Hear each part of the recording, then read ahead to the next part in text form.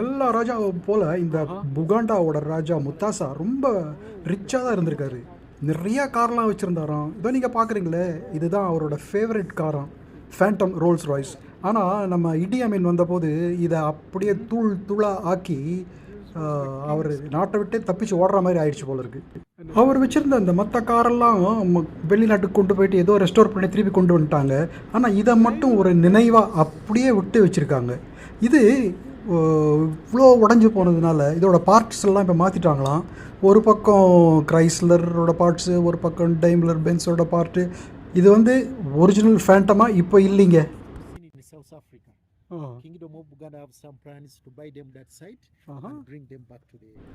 பீரங்கிகள் இல்லாத ஒரு ராஜா பேலஸை பார்க்க முடியுமா?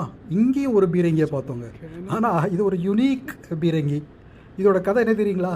நம்ம லிபியாவில் இருந்தார் ஒரு டிக்டேட்டர் கர்னல் கதாஃபி. அவருக்கு நம்ம இடியமீனோட ரொம்ப க்ளோஸ் ஃப்ரெண்ட்ஸு அவருக்காக இதை கொடுத்து அனுப்பிச்சிருக்காரு. ஆனால் நம்ம அதிர்ஷ்டத்தை பார்த்தீங்களா, நம்ம அங்கே பேலஸில் இருக்கும்போது ராஜாவே பேலஸுக்கு வராருங்க. பாருங்கள், அவரோட காரு, அவரோட ஆளு, படை, அம்பு எல்லாம் ஒன்றா வருதுங்க.